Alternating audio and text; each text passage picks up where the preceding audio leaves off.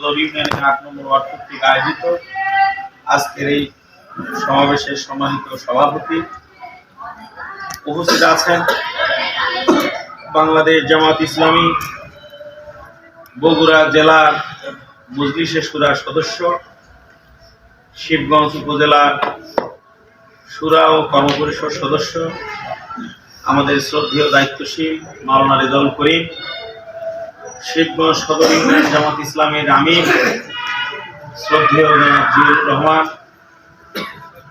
ইসলামী আন্দোলন বাংলাদেশ শিবগঞ্জ সদর ইউনিয়নের সম্মানিত আমির মাওলানা শাহাদত হোসেন, জামাত ইসলামের শিবগঞ্জ সদর ইউনিয়নের নেতৃবৃন্দ, যুব বিভাগের নেতৃবৃন্দ এবং উপস্থিত সম্মানিত আল্লাহর দ্বীনের মর্দে মুজাহিদ ভাইয়েরা, মহান আল্লাহর শুকরিয়া যে আল্লাহ পাক আমাদেরকে লোভের বশবর্তী না করে এবং ভয় ভীতির তোয়াক্কা না করে জামাত ইসলামের মতো সংগঠন করার তৌফিক দান করেছেন। আলহামদুলিল্লাহ।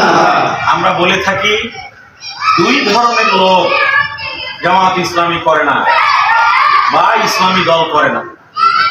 এক প্রকার লোক ভয়েতে ইসলামী দল করে না, কারণ ইসলামী দল করলে জেলে যেতে হবে, রিমান্ডে যেতে হবে, এই কারণে ভয়েতে ইসলামী দল করে না। আর এক লোক করে না লোভে পড়ে যে এই দলে গেলে খাওয়া দাওয়া পাওয়া যায় না, চাঁদাবাজি নাই, টেন্ডারবাজি নাই, বাইরে ধরে খাওয়া নাই, নেতাদের সাথে ঘুরলে কিছু পাওয়া যায় না, অতএব দুনিয়াবি ফায়দাও নাই, আমরাও নাই। আপনারা কারা?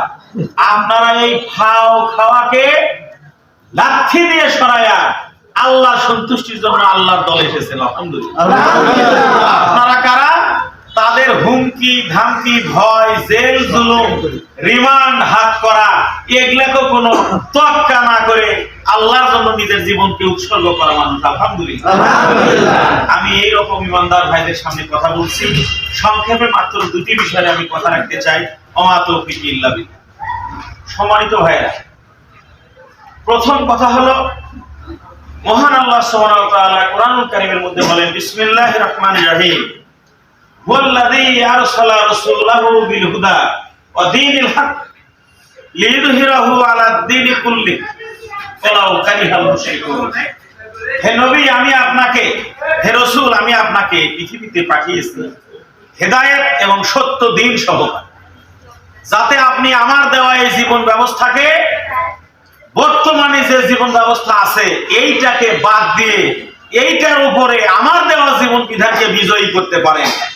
ওয়ালাউ কারিহাল মুশরিকুন, মুশরিকদের কাছে সেটা যতই খারাপ লাগুক না কেন। সুবহানাল্লাহ। এখন কোশ্চেন হলো, আমি আপনাদের বোঝার জন্য খুচরা ভাবে বলতেছি কথাটা।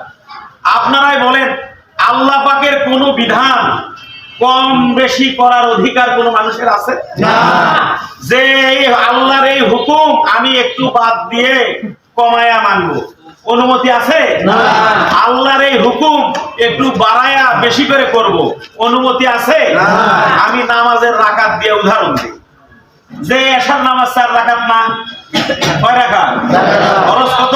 4 রাকাত। কার হুকুম বলেন? আল্লাহর হুকুম। এখন যদি কেউ 2 রাকাত করতে চায় হবে? না। কেন হবে না? আল্লাহর হুকুম 4 রাকাত, এটা কমানোর অধিকার কারো নাই, ঠিক কিনা বলে? আবার যদি বলি তাহলে আজকে দুটো 6 রাকাত করি, এটাতে কেউ রাজি আছে? না। কেন রাজি নাই? কারণ বাড়ানোর ক্ষমতা নাই। কথা ঠিক কিনা? তাহলে আমাদের প্রশ্ন, আপনাদের কাছেও প্রশ্ন, সাধারণদের কাছেও প্রশ্ন, বিবেক সম্পন্ন মানুষের কাছে প্রশ্ন, ইমানদারদের কাছে প্রশ্ন, যদি নামাজের রাকাত সংখ্যা কম বেশি করার অধিকার না থাকে, ক্ষমতা না থাকে, তাহলে আল্লাহর ওহীর বিধান অনুযায়ী রাষ্ট্র চলবে, ওহীর বিধান অনুযায়ী সংবিধান হবে, ওহীর বিধান অনুযায়ী রাষ্ট্র চলবে, কোরআনের আইন অনুযায়ী রাষ্ট্র চলবে। সেখানে কোরআনের আইন বাদ দেওয়ার অধিকার আমাকে আপনাকে কে দিয়েছে? কোন ঈমান থাকার কোন সুযোগ নাই। যদি আল্লাহর আইন থাকা সত্ত্বেও সেটাকে বাদ দিয়ে মানুষের তৈরি আইন মানি, তাহলে ঈমান থাকবে না।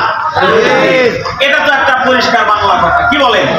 বাংলাদেশ জামাত ইসলামী তথা যে সমস্ত ইসলামী দল বাংলাদেশে রাজনীতি করছে, প্রত্যেকের একই টার্গেট, ইসলামী হুকুমত, ইসলামী খেলাফত।